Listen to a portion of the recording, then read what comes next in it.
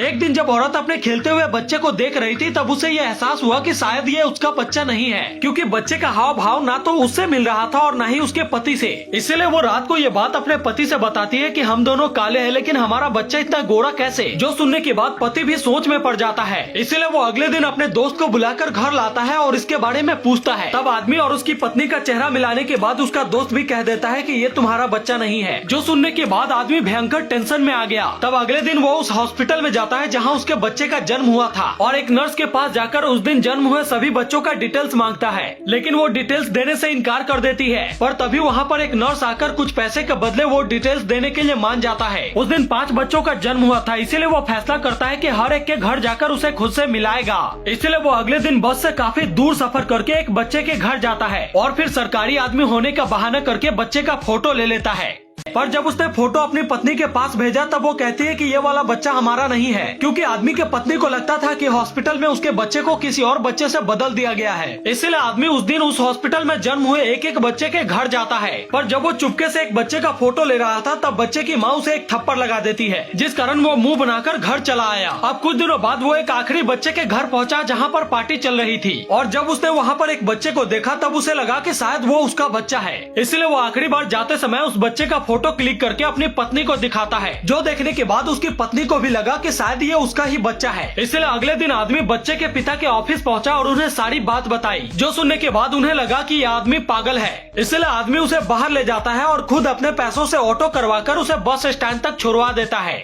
इस आदमी को जब लगा कि औरत के गोद में मौजूद बच्चा उसका है तब वो जाते समय चुपके से उस बच्चे की फोटो खींच लेता है और जब उसने जाकर ये फोटो अपनी पत्नी को दिखाई तब वो भी कहती है कि ये बच्चा हमारा ही है। इसलिए अगले दिन आदमी बच्चे के पिता के पास जाकर कहता है कि हमारा और आपका बच्चा हॉस्पिटल में एक्सचेंज हो गया था। जो सुनने के बाद आदमी उसे पागल समझकर उस पर हंसने लगता है और फिर जबरदस्ती उसे एक ऑटो में बिठाकर बस स्टैंड छुड़वा देता है। लेकिन फिर भी उसने हार नहीं मानी और मीटिंग में होने के बावजूद भी बार बार कॉल करके उसे डिस्टर्ब करता रहा। लेकिन जब वो उसकी कॉल नहीं उठाता तब वो कुछ दिनों बाद अपनी पत्नी के साथ मिलकर उसके घर पहुंच जाता है और आदमी से अपने बच्चे को देखने की जिद करने लगता है। लेकिन जब आदमी ने उसे अपने बच्चे को दिखाने से मना किया तब वो वहीं पर बैठ जाता है। इसलिए वो मजबूरी में चुपके से अपने बच्चे को पत्नी के पास से खींचकर बाहर लाता है। तब दोनों अपने बच्चे को देखकर बहुत खुश होते हैं और जाते समय वो आदमी को कहते हैं कि आप भी अपना बच्चा देखने मेरे घर आओ। लेकिन आदमी किसी तरह से उन्हें वहाँ से भगाकर दरवाजा बंद कर देता है, जिससे उसके पत्नी के हाथों में चोट लग गई। इसलिए दोनों पुलिस स्टेशन में जाकर उनसे अपना बच्चा दिलवाने को कहते हैं, जो हॉस्पिटल में एक दूसरे से बदला गया था। पर जब आदमी ऑफिस में काम कर रहा था कि तभी पुलिस वाला कॉल करके उसे थाने बुलाता है। इसलिए जब वो थाने पहुंचा तब पुलिस वाला उनसे बच्चा एक दूसरे से बदल लेने के लिए कहता है, पर आदमी ऐसा करने से मना करके उठकर वहाँ से चला जाता है। इसलिए वो शराब पीते हुए नशे की हालत में सारी फोटो आदमी की पत्नी के पास भेज देता है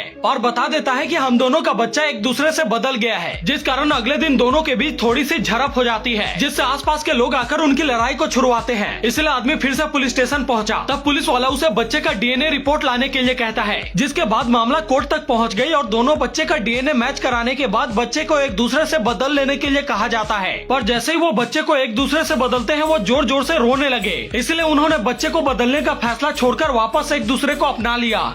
अचानक ही इस हॉस्पिटल के मुर्दा घर में रखे हुए एक लड़के की लाश ने आंख खोली और जैसे ही उसने अपने आसपास इतने सारे लाशों को देखा वो घबरा गया और फिर फौरन अपने पैर पर लगे टैग को निकालकर फेंक दिया। बाहर उसने देखा कि उसके परिवार के लोग रो रहे हैं। वो काफी देर तक अपने परिवार के लोगों को आवाज लगाता रहा, लेकिन वो न ही उसे सुन पाते हैं और न ही देख पाते हैं। पर तभी उसकी नजर वहाँ पर मौजूद एक नर्स पे पड़ी, जिसके पास जाकर वो कहता है कि मैडम मैं यहाँ गलती से फंस गया हुआ, प्लीज मुझे बाहर निकाल दो। लेकिन नर्स ने उसे डांटते हुए चुप रहने को कहा और शांति से जाकर उसे अपने बेड पर सो जाने को कहा। अब बारी बारी से सभी लाशों को चेक करने के बाद नर्स उसके पास जाकर कहती है कि तुम्हारा टैग कहाँ है, तुम मर चुके हो। यह सुनने के बाद लड़के के पैरों तले जमीन खिसक जाती है, लेकिन जब घर वाले उसकी आत्मा को नहीं देख पाए तब उसे सच में यकीन हो गया कि वो मर चुका है। नर्स जो यमराज की दूत थी उसे इमरजेंसी एग्जिट से यमलोक ले आई। वहाँ जाकर वो नर्स से कहता है कि मैंने अभी तक अपना सपना पूरा नहीं किया है, प्लीज आप मुझे कुछ और वक्त दे दीजिए। तब नर्स ने उसे 3 दिनों के लिए जिंदा कर दिया।